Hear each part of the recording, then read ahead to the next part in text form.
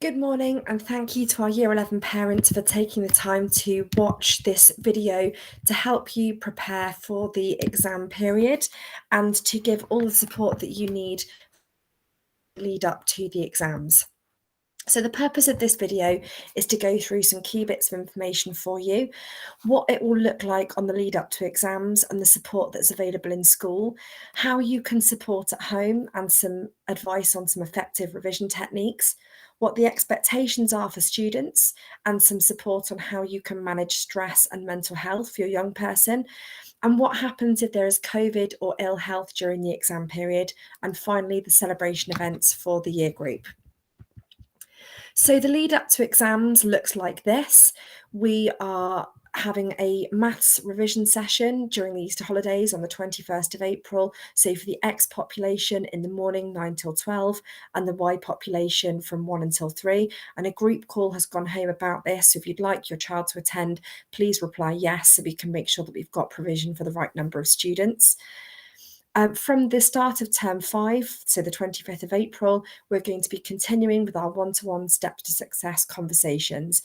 And this is a supportive conversation to help focus attention as we move towards the exam period. From the 26th of April, our English team will be running 2 walking talking mocks. This is to give students a perfect model on how to answer all of the questions in the exam paper and give them those final pieces of revision techniques. And our targeted after school sessions will continue with our text information to parents so that you know what sessions are running and what content will be run in each of those sessions. The DT team will be running us 2 support days on the 26th and 28th of April for students to finish off their practical projects. And then on the 4th of May, we have the Year 11 school photos. Please don't worry, they won't take place during lesson time and will be run during the PD and the enrichment session that will take place on the Wednesday afternoon, and it'll be a lovely memento for them to have as they finish the time at school. On the 5th of May, we have the second of the walking talking mocks, and so students on both of these sessions for English will need to roll call at the sports centre in the morning so we can get started straight away. And on the 13th of May, our revise and energise pre-exam sessions will begin in preparation for the first formal exam on Monday the 16th of May. At the start of February, the exam boards released announcements about what changes have been made to the content of the exams because of COVID gaps and other barriers to learning. All of that information is now up on the parent portal, but I will send out these slides for you so you can access the information again. If you have any questions about what's going on for your child in any of their subjects, please don't hesitate to get in touch with either us or with their subject teachers, who will gladly support you with any of the more specific information. So in school, we have lots of support going on for our young people as we approach the main exam period. We will not be sending students home for study leave, and that's because we know that at home it's very distracting. We've got the TV and the fridge and music, and we want to make sure that we keep them focused and their attention fully on what's going on right up until that last exam. So we'll be keeping students in school until the 23rd of June. We will be re-timetabling Year 11 classes to maximise contact time with their subject teachers. So if we've got English and science exams coming up in the next week, we'll be having more contact time with those teachers, so they're really maximising this opportunity. We're going to be running a revision technique session for students who might be struggling in that area, who might not be able to do independent revision very effectively. And our English team will continue to run identified support sessions for those students who need to close gaps there. And as I previously said, Revise and Energise will be our 2 pre-exam sessions, one focusing around the specific content for each exam and the other one on the technique that needs to be used to be successful, and they will run before each exam the whole way through the exam period. We have taken part in some very detailed data analysis meetings after the mock exams, and we have a progress tracker that we've been able to identify priority areas for students, and that's the focus of our Steps to Success conversations with our SLT members. There are some students who've had some further timetable reductions to support them in managing those subjects and use their time really effectively, and the targeted maths session in the Easter break. We've got some personalised intervention sessions running after school, and that's where we'll continue to text you and contact you about what the content of those sessions is, so you know why your child needs to support. And we've also got the use of core PE time, and also for those students that do GCSE art, they will have some gain time where they can do some private study or more targeted intervention in those areas. And as we have been doing this term, the use of enrichment time for additional study and support in specific subjects as well. So lots and lots of things going on as we move towards the exam periods. We have intervention sessions that run after school 3 days a week, so Tuesday, Wednesday, Thursday, as well as some sessions that happen in the morning during tutor time. Our after school sessions continue to run on a 2-week rotation, so core subjects in week 1 and non-core subjects in week 2. And our staff are identifying those students who need to go to each session, and then we will contact you about making sure that they're there. So it's a real personalised plan for each student. At home, there are some real basic things that you can do to support. And the first and most important thing is that every young person needs a clear and tidy workspace. It needs to be quiet, it needs to be free from distraction. So that includes family members that might be there chatting away to them, the TV, mobile phone, AirPods, anything else that's going to get in the way. Our young people are very good at telling us that they work better with music, but actually they get into the exam hall and it is silent, and they need to make sure that they're ready for that. So please encourage that positive habit of working without distractions. You can also support them with a revision plan, and this will help you and them have their expectations managed about what they need to do each day. And I'll talk to you more about that in just a moment or two. And if you're able to do this, engage with flashcards. Our students are very good at using flashcards. They have questions on the front and answers on the back, and they use them for a whole range of subjects. But what you can do is say, right, we're going to do 10 flashcards before dinner today. And you ask them the question, they tell you the answer. Put the ones that they've got right in one pile, and the ones that they haven't quite got yet, they haven't mastered the content yet, in another pile. Revisit those ones that they're not so confident with more frequently, and before you know it, their pile of competent questions will be much bigger. But the main thing I can say is stay calm. They do know what they're doing, they do need some chivying, but avoid nagging where you can, because then it gets tensions high. If you are able to start a revision plan this weekend, that would be something I'd really recommend. And my advice to young people is that they should be working for 1.5 hours a day. I don't want students working from 9 in the morning till 5 at night or late into the evening every day, because their brains need to rest. They can't take in that amount of information. And also, it just doesn't model a good work-life balance for them. So when you have a revision plan, write down your days, and then the first thing they need to do is populate it with all of the things that they want to do for fun. So social activities, some of them have a job, anything that you've got going on over the Easter holiday, you might be lucky enough to be going away. Put all of those things in first. And then any other work commitments or family commitments that you have second. And the third thing is you're then going to start populating the subjects in half-an-hour blocks. And we say half an hour because we want it to be really short, snappy, and focused. When you've got your subject, and you can see that on Tuesday the 12th of April, I've got maths in there. I've not just written maths, because then as a parent, you don't know what they've done. They can say to you they've done something when actually it hasn't really been effective. And we want to make sure that we can all be clear about what's expected during this 30-minute session. So I'm going to focus on ratios. I'm going to watch my Hegarty Maths video on ratios, and then I'm going to do 3 practice questions. And if I can't do those 3 practice questions competently, I'm going to put that same revision session of ratios back in, maybe a little bit later in the day, or I'm going to come back and revisit those questions until I feel competent. Get your revision session plan drawn up, stick it on the fridge or on the kitchen cupboard so that everybody knows what's expected. You can maybe take younger siblings away during that point when they've got those half-an-hour blocks. It will avoid a tension in your house because everybody knows what they should be doing then.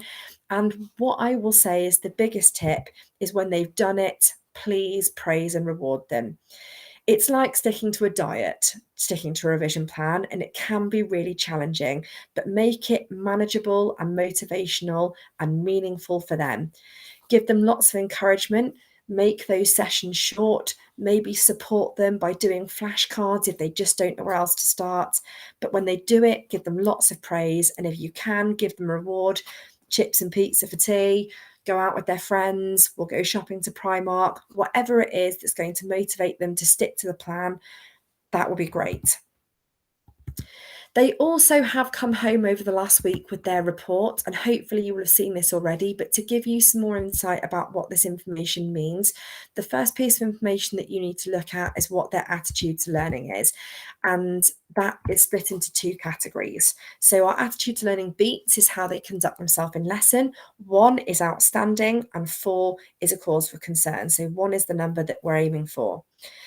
Then they have their attitude to learning for home learning, so how well they're completing their homework. And that will tell you what staff think about how well they're engaged in the subject and what they can do to improve, whether it's completing home learning or being more engaged in the classroom. The second piece of information that you need to be drawing your attention to on that report is the mock grade. And this is the grade they scored on the mock paper. However, it may not be the same grade that teachers think you are most likely to achieve at the end of the exam period. And the reason for that is this. Science, for example, has 6 exams during the main exam period. However, we weren't able to fit all 6 exams during the 2 weeks of mocks because there just wasn't enough time.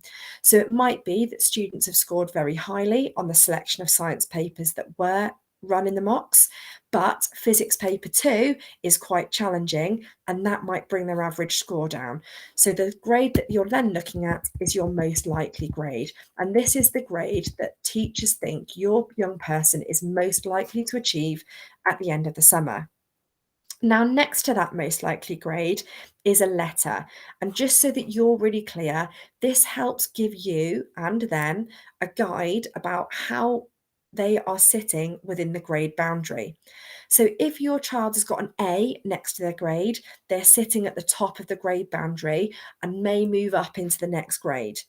If they're a B, they're somewhere in the middle. And if they're a C, they're at the lower end of the grade boundary. But we want to keep working hard because we don't want that to fall down into the grade below. So that will give you a bit more of an indicator about where they're sitting for each of their grades. The next most important thing I can ask of you is that you really support us with attendance. Our average attendance this year for Year 11 is 88%, and that is better than national for Year 11s. However, this is going to have an impact on their success if we have young people that have significant gaps in their attendance. We have got 49 students with attendance below 90%, and some of those reasons are because of COVID, which I completely appreciate, but I know that our young people can do better. During the mock period, our average attendance was 92.5%, so on average 3 to 4% better per day than before the mocks. What I do know is that per 5% attendance below 95%, students lose on average a full grade across each subject. So between now and the end of the exams, it's absolutely essential that they are here every day. They also have a progress figure, which is printed on the report, and this will tell them how they're doing on average across their best 8 subjects. At the end of Key Stage 2, students did assessments in Year 6, and that projected what they should be getting at the end of their GCSEs, and this is a national benchmark. If your child is targeted a grade 4 to 5, and they achieve all 4s, their progress score will be 0 because they're actually on track. If they score some 4s and some 5s, they might be sitting at a progress score of positive 0.5 because they're doing a bit better in some subjects. And if they scored all 5s, then they would have a progress score of positive 1. They're 1 grade above across those 8 subjects on average. If your child is in minus progress at the moment, please don't worry, because this is something that we can work on. And that's why our Steps to Success conversations are so important, as we're able to help focus their attention on what subjects they can work on to make that difference. Some effective revision techniques that we use across school are flashcards. which you can do quick quizzes with. I previously mentioned those a few minutes ago. But our students have knowledge organisers, which is essentially a big page of information for each of their topics, and they have this in every single subject. These can be found on the Google Classroom, and if they haven't got flashcards made, then they can use the knowledge organiser to make flashcards to help you with that revision support. There is also lots of subject-specific revision material in the Google Classroom, and it's listed on there, so please do take the time to have a look with your young person and support them into identifying where that information is. And if you're really stuck, we have another fantastic tool called GCSE Pod. And GCSE Pod contains short videos which will help students take in snippets of information from each subject across a whole range of topics. And then there are some quizzes to complete afterwards. So if they don't know where to revise, GCSE Pod and flashcards are my go-to methods. Students have high expectations during this period, and they heard about that at the mock release assembly, but they will also hear about that again this week in assembly on Friday. They must be here every day and on time. 100% attendance is essential in this next period. They need to engage in the support, and I hope you can see that there is lots of it. But if they're still struggling, ask for help, and we can put a more bespoke package of support in place. There will be a zero tolerance to disruption to learning, because we really want to make sure that there's a high level of focus between now and the exam period.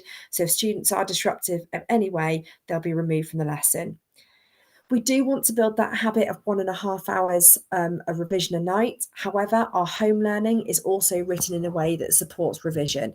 So that might not necessarily be an hour and a half in addition to home learning.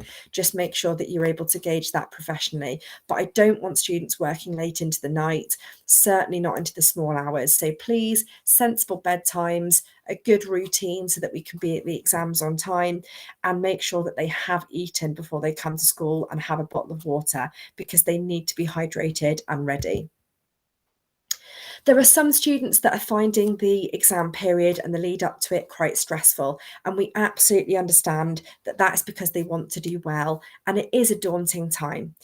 The NSPCC have an amazing exam stress support page, which I have linked in here for you, but there's lots of information about the signs and symptoms of stress, being able to talk about what's going on and how you can broach that conversation with them. There are ways to relax and take breaks and stay healthy, and how to manage healthy sleep patterns, because all of those things are really important. But another really useful area that they have on the website is the calm zone. And it's a really nice thing for maybe you can have a look at for them to do before bedtime, because it will help keep a calm and clear mind rather than going to bed having heads wired looking at screens all night. So have a look on there if there's anything that you're worried about, but please do let us know. There are some questions coming through about COVID and illness during the exam period. The normal GCSE exam period in years gone by has been 4 weeks, and because of COVID, the government have made a decision to extend that to 5 weeks this year. And the aim of that is because if somebody is ill and they miss one exam, hopefully they won't be in a position where they're missing more than one exam in any given subject, so that they're spread out a little bit further. If you suspect that your young person has COVID symptoms or that they're unwell, the recommended absence period is 3 days if they're running a temperature and have those symptoms that have been recognised by the government as COVID. If their temperature subsides, though, please do send them back in earlier and medicate, because without the use of common testing, we won't really be sure. And there are very few people that fall into the authorised category of being able to access tests through the NHS. So we ask you to please use your best judgment. What we can tell you is that there is a contingency plan by the exam boards about what will happen if students do miss an exam. However, the best course of action is for them to be there and to do the exam paper themselves. This will give them the best possible outcome. So it's not a scenario where if they miss an exam, they'll be given their mock grade or other marks, because it really will be taken quite seriously, as always during an exam, that they want them to be there. So please make sure that you medicate and avoid absence where possible. We'll be finishing off Year 11 with 2 celebration events. So the last day of school for students will be Thursday, the 23rd of June, and that is their last exam, which is physics. It's an hour and 15 minutes, unless your child's eligible for extra time. And this will be the day that they want to go to McDonald's at 5:30 in the morning. So we will meet them down there. We will go through expectations with students closer to the time. They do want to do this despite the fact that they have an exam, and it has become a bit of a Kingstown tradition now. So they will have their shirt on that they want to sign, but they must have a plain, clean white shirt to wear into the exam hall, because no writing on shirts can be going into the exam, as you can anticipate. We'll walk them all to school so that they're here and ready for the first exam. They do the physics exam, they'll come back over to main school site, have some time with their tutor, have a little party, and then we come down for the final leavers assembly, which will be a lovely event for them.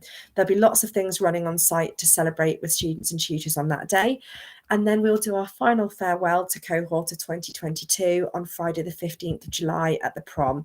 And we have got that on parent pay now, so please make sure that you've paid your full balance by the 2nd of May so that we can confirm final numbers with the hotel and make sure that we've got our preparations underway.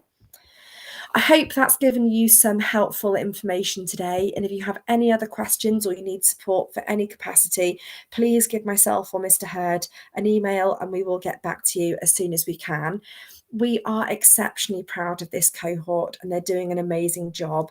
And the more we push them, they are really focusing on themselves being successful. So thank you for your continued support. Have an amazing and restful Easter break, and we hope to celebrate with you in the near future.